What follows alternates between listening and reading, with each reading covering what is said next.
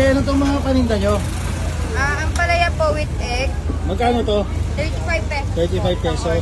Ito? 3.20 po. 3.20. Ito, ano to? Ano po, scramble egg po na may kamatis. May kamatis. Magkano siya? 35 din po. 35. Ito? Dulong po yan, dulong. Dulong? Opo. Ay, yung ano... Maliliit na dilis po. Oo, akala ko pansi. Tapos ito, ang palaya. Magkano to? 50 pesos po. 50 pesos. Isang order ito. 35. 35. Tapos may kanin din kayo. Opo, 15 po, fried rice. Anong specialty nyo dito? Pansit po. Pansit, pero wala pa dito. Wala po po eh. Pagdating mo, magkano yung pansit? 25 pesos. 25 pesos. Ano oras kayo nagtitinda dito? 5.30 onwards po. 5:30 onwards. Normally, anong oras kayo nagsasara? Pag naubos Mga na? 9 po. 9 o'clock, ubos na yung paninda nyo nun. Opo. Ah, okay. So, saan matatagpuan ulit itong ano nyo, tindahan nyo? Dito lang po kami sa Albuquerque Street lang po, sa May Ilaya. Nandito tayo sa may Padre Rada Corner, Albuquerque Street. May Ilaya para tikman tong pansit. Uy, may pansit, oh. Excuse me. Isang sinata lang. Parang gusto ko ng pansit ah. Ang Pansit? sarap nun oh. Saan? Ayun oh. Ayun. O, tara. Okay tayo. Magkano yung pansit? 25 daw. 25 daw. Uy, ayun, oh. Sarap yung pasit nila, lagi na ubos. Ang sarap mo. Kuya, ganyan ba talaga kadami yan? O ano? Yes po. Baka mamaya dahil sa vlog lang. Hindi po. Kaya anong lahi mo? Wala po. Bakit tinatanong mo yung lahi niya? Hindi kasi tisoy eh. Pilipino ka, di ba? Opo. Magkapatid ba kayo?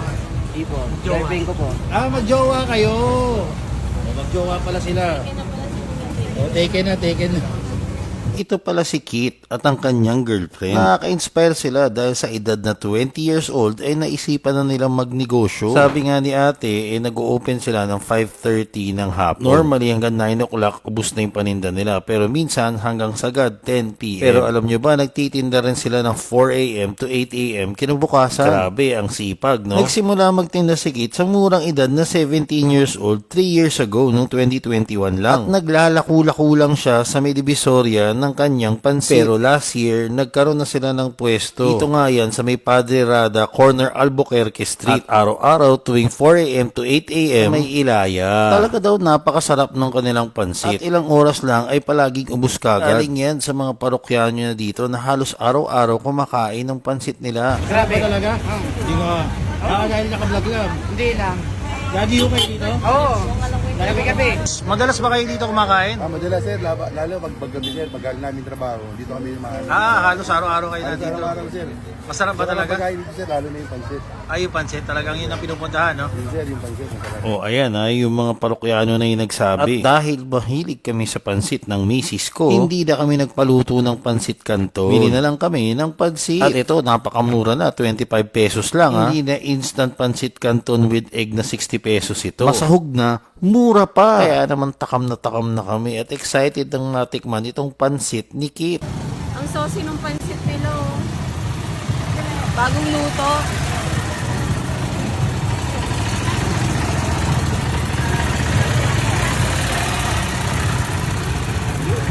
Pansit Canton din daw yun eh. Oh, sarap. Oh, di na tayo nagpaluto ng pansit Canton. Meron na talaga luto. Oo. Sarap, Mickey noodle gamit nila. Lasa. Sarap. Sarap. Tingin naman. So guys, ito hindi na to 60 pesos na may itlog na pansit, no? Na pansit Canton. Ito, pansit Canton na 25 pesos lang. May mga ano pa, laman pa, oh. May gulay, may ganito. Dito lang yan sa Divisoria sa Padre Rada, corner Albuquerque. Init. Ang sarap, lalo na bagong luto.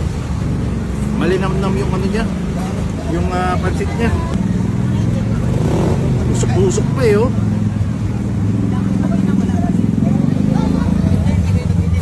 Mickey noodle, di ba? Mickey noodle. Ito, tignan naman natin to. Parang kikiam eh. Parang fishball.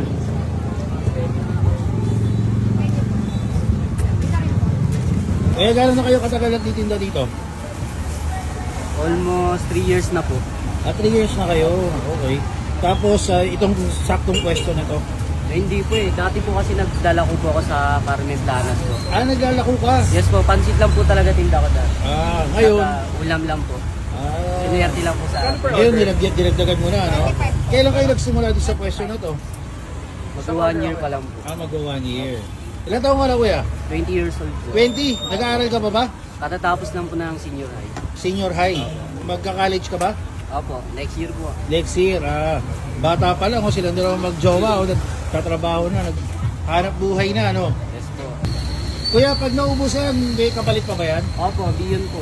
Bihon, hindi na kanton. Yes po. May pagdating na ba? Ito na po, kunin ko na. Sige. Order din ako ng tikpa rin natin. Ano yung alam ha? Opo, may kasama ang palaya po.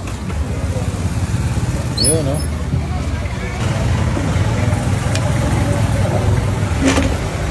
Ayun, no? Yung pancit bihon, magkano, kuya? Same price lang po, 25. 25 din.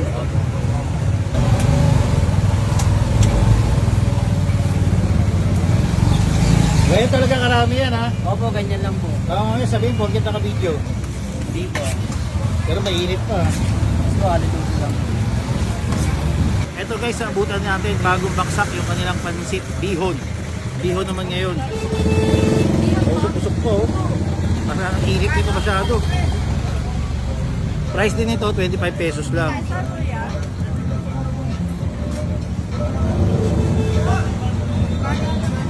Init.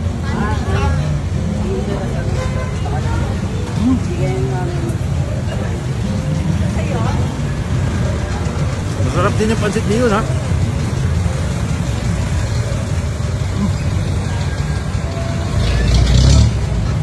Ayos din to.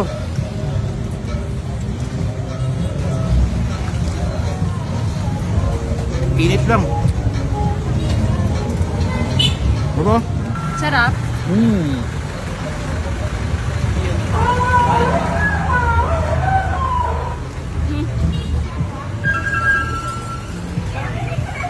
Ayos, di ba? Okay dyan ha.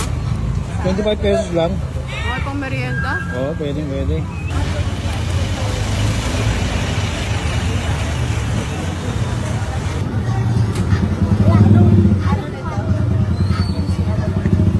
Style ako. Tapos yung magtinda dito, anong ginagawa nyo?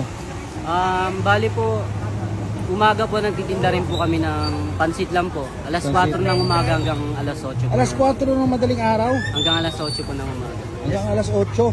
Nagtitira ang pansit. Opo, Tapos pansit mapahinga lang ka, Tulog po hanggang alas 2 ng hapon. tapos luto na ulit. Opo. Luto na Palengke, ulit. tas, Luto na, tapos 5:30. opo, 5:30. Tapos matapos yung mga sagad hanggang alas 10. Tulog po, tapos gising ng alas 2 ng madaling araw, luto. Labas ng alas 4 ng umaga. Pansit po. Pansit ulit.